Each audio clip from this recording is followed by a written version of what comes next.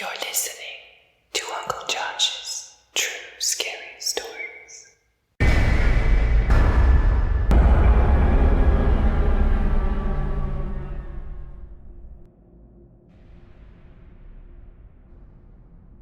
Hey gang, I'm on vacation. Someone recently asked if I could talk about some vacation stories, so here they are on Two for Tuesday. For this week and next week, you've got two scary, true vacation stories. Enjoy. Fear and Loathing in Paris by Laura James. On my first full day in Paris, at the start of my first solo trip overseas, I wore the one dress in my backpack and left my hair long and loose, trying not to look like a tourist, as you do. I was 22 years old and about as naive as they come. The hotel was in Montmartre, so I wandered up the streets behind the hotel towards Sacré-Cœur. I found a plaza that was full of street artists, and as I walked through, a man who was in his 40s pointed at me and yelled, "You!" As far as I could tell, I hadn't done anything wrong, but I jumped and my heart started pounding. He was trying to sell me a portrait sitting. I declined politely and tried to leave, but he was persistent. He took about 5 minutes to decide he was in love with me and that I was the most beautiful girl he'd ever seen. He followed me around with puppy dog eyes. Ah, the French. It was gross. He asked several times to be allowed to draw me, and in the end I gave in, on the condition that I wasn't buying the drawing. It took an hour to lose him. I walked the last few minutes up to Sacré-Cœur, the beautiful, blindingly white Roman Catholic church and basilica that overlooks the city. I sat on the big concrete stairs down in front of the basilica listening to a live band. It was one of those perfect moments when you arrive somewhere you've been dreaming about. Then a young guy, sitting a little way away from me, started calling and waving to me. I ignored him for a few minutes, then gave in and looked at him with an unpleasant expression on my face. He asked for a lighter. I said no. He came and sat next to me, and suddenly I had a new Klingon. He was like the street artist, in love with me after 5 minutes and frustratingly difficult to shake. In the end, I stormed off rudely. Luckily, he didn't follow. Back down on the main road that links Montmartre and Pigalle, as I headed towards a park I'd read about, I was double-teamed.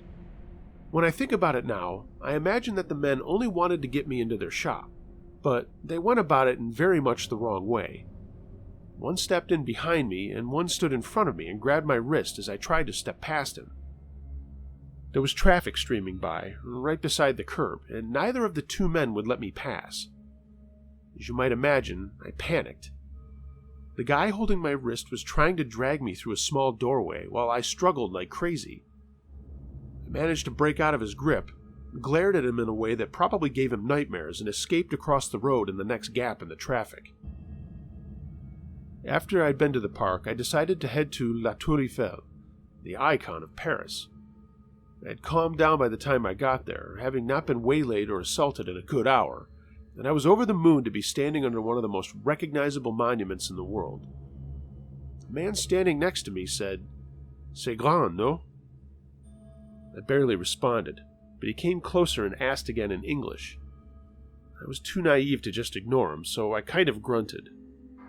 He grabbed me by the elbow and suggested a walk by the Seine, and then pulled me away. It happened so fast that by the time I started to react, he'd already got me well away from the crowd. This man told me he was Egyptian, and going by his dark skin and eyes, and by his t-shirt, which had hieroglyphics on it, that was probably true. He was about 6 feet tall, stocky and strong. Down by the river, there were a lot less people than there had been around the Eiffel Tower, and a lot fewer heavily armed police officers. I can't believe I let him take me away from right under their noses. He took me along a pathway which was away from the edge of the road, and he wouldn't let me leave.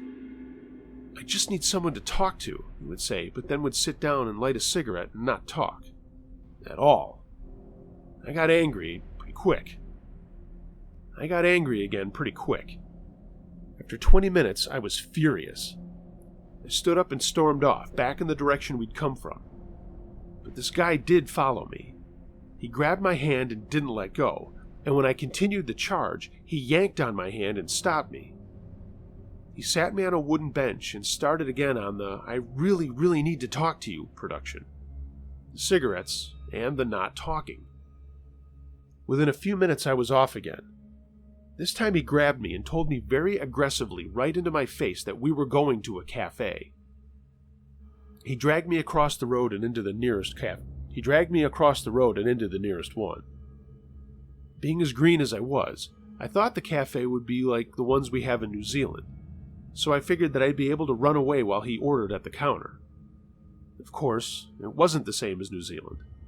He sat me at a table right next to the door, which had a pillar between it and the counter, so the staff couldn't see what was happening, and he sat beside me. Anger had turned to absolute fear, and I was shaking violently.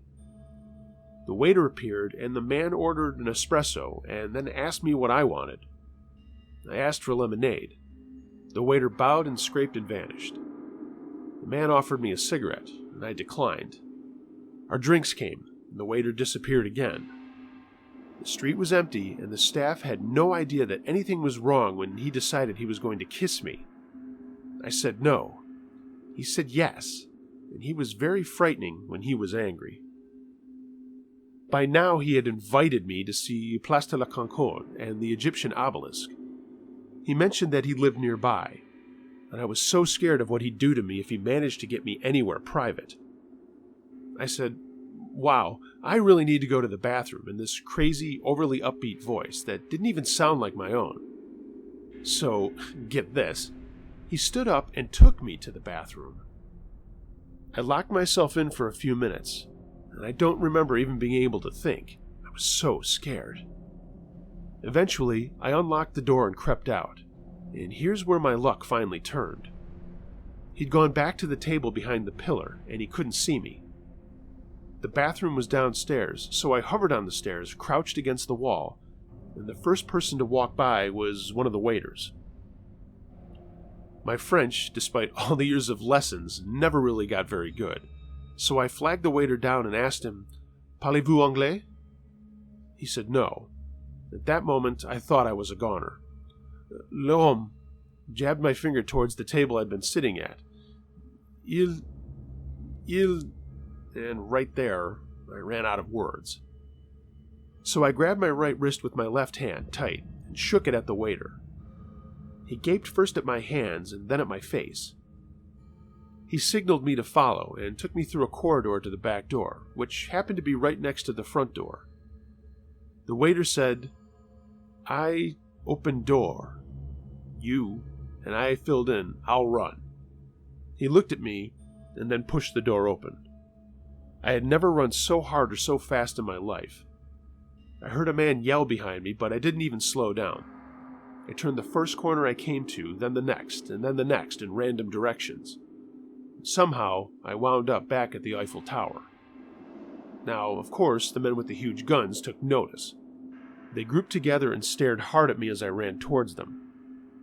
There was no way my French could stand up to an inquisition from the police, and being shot would have really just capped my day off. So for the first time since I left the cafe, I stopped running and looked behind me. I walked past the first group of officers trying to haul air into my lungs. Then I stopped, pulled out my map, and found the nearest metro station. The 45-minute trip back to my hotel was terrifying, particularly when I had to change lines at the Place de la Concorde stop. I was too scared to leave my hotel room for about 24 hours. Since then, I'm probably too cautious about talking to people, and I tend to blank most people who speak to me when I'm alone. I traveled for another 3 months without any more incidents as bad as this, and have since had another 2 solo trips. I've been back to Paris, and even to the Eiffel Tower, although I certainly didn't go alone.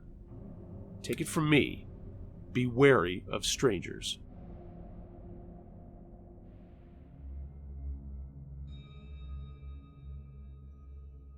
Driven by Demons by Richard Oldale. If you're thinking of hiring a car in the Andean region, think again.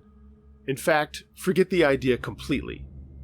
Driving in Bolivia and Peru is an accident waiting to happen. Most already have. All cars have dents, broken taillights, or a swinging wing mirror, Those that don't are fresh off the production line. Drivers flood the roads like shoals of fish, and most of them use it as a racetrack. There are no laws to speak of, just unwritten rules locals have invented over time. And cars drive on both sides of the road, seriously. The correct side is on the right, but if there are fewer potholes on the left, so be it. Drivers approaching crossroads and city centers beep their horns to warn traffic coming from another direction they are approaching, and most are not willing to stop, especially taxi drivers. In the Andes, the taxi driver is king of the road. Nobody is allowed to overtake him. Anybody with the audacity to even attempt it is shut out, given a demonic stare, and beeped at frantically. Taxi drivers use their horn more than any other driver, and climbing into an Andean cab is putting your life in the hands of Latino testosterone. Of course, I knew none of this before embarking on a journey up a windy mountain road in a colectivo, a minibus, to the ancient site of El Fuerte. The final destination of the bus is Saimaipata, which is where the elite of Santa Cruz chose to build their elegantly designed two-story, eco-friendly houses with ornate gardens brimming with tropical plants. Winding up the mountainside, the taxi teeters perilously close to the edge, so close I can see cragged rocks jutting out beneath us. Further down the steep valleys, sloping hills fold into a blend of patchwork greens, some so bright it could be kryptonite. The area is also prone to landslides, and the thought of us crashing down the crevasse like a falling rock naturally crosses my mind. Along the side of the road, stone barriers packed into wire meshing have been erected to combat the problem of mountain debris blocking the roads. Smooth roads end abruptly, and all of a sudden the minibus is rattling around in potholes. I'm thrown out of my seat and smash my head on the bar above me, so that's why it's wrapped with pipe insulation. Another taxi heads directly towards us as he overtakes a minion.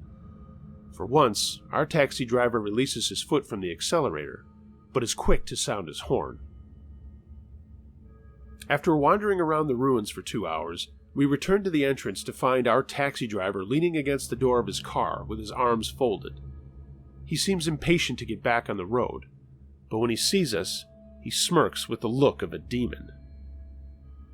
We rattle back down the dirt track and back along the winding mountain road. It's getting dark, and the journey home is even more of a white-knuckle ride. The taxi driver shows his intention to overtake the car in front by riding his bumper, flashing his headlights and sounding his horn, naturally. The minion knows his place and moves over, allowing us to pass. As wild horses and donkeys feast peacefully on tufts of grass by the roadside, we uncomfortably head straight towards another set of blazing headlights of oncoming traffic. We swerve from one side of the road to the other, fending off traffic amidst a constant sounding of horns. By now, the familiar demonic stare was firmly fixed on our driver's face. A young, skinny dog no older than 3 was eating in the middle of the road.